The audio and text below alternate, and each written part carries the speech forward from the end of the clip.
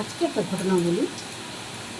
আজকে যেমন শুনলাম যে একটা শাইনি বলে মেয়ে, সে কিন্তু ভিডিও আপলোড করে, সেটা আপনারা সবাই জানেন। ও সব সত্য ঘটনা বলে, যে যা বলে পাঠায় তো সেটা উনি পড়ে তবে সেটাকে আপলোড করে। তো যাই হোক, আমরা সবাই প্রায় লোকে শুনি। আর গল্পটা সত্য ঘটনা, হাওড়া, আজকে একটা শুনলাম হাওড়া ঘটনা, সত্যি ঘটনা। তবে আপনাদেরকে একটা কথা বলে রাখি, সে যারই হোক, কারো না কারোর তো হতেই পারে। যে একটা জিনিস সে করবেন, যখনই এরকম দেখবেন ট্রেনের, আজকে ট্রেন নিয়ে বলবো, ট্রেনের কামরায় যা অবস্থা হয়েছে তাদের বাঁচা মরা হয়ে গেছে, আমাদের খুব কষ্টকর। এবার আপনারা যখনই লাস্ট ট্রেনে যাবেন, বিশেষ করে লাস্ট ট্রেনে ঘটনাগুলো ঘটেছিল,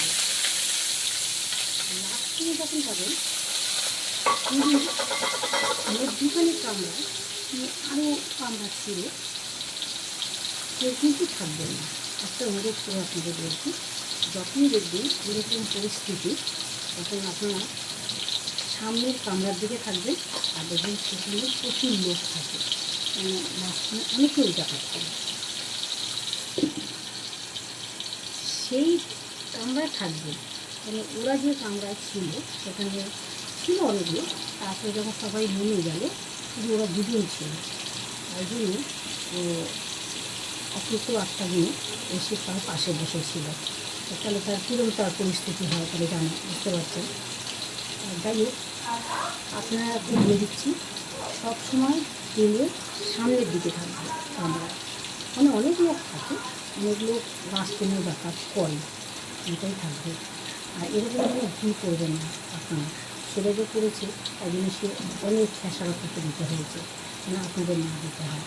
তাই জন্য বলছি যে আপনার সামনের কামরায় থাকবে, লোকের সম্মুখীন থাকবে। আর কেউ দেখেছেন সেরকম নয়, দুটো গাড়ির কাছে দিয়ে বলবেন। আর সুরক্ষা থাকবে, চেষ্টা করবেন, এটা থাকার চেষ্টা করবেন। বলা যায় না কার সঙ্গে কীভাবে কেউ কিছু বলতে পারবে না, কোনো এরকম থাকবে। আর সেটা খুব কষ্ট পেয়েছে, আর যেটা শুনলাম খুব কষ্টকর জিনিস, সত্যি কষ্টকর। সে তার সঙ্গে কীভাবে কেউ তো বলতে পারবে না, সে ঘটনা ঘটে গেছে।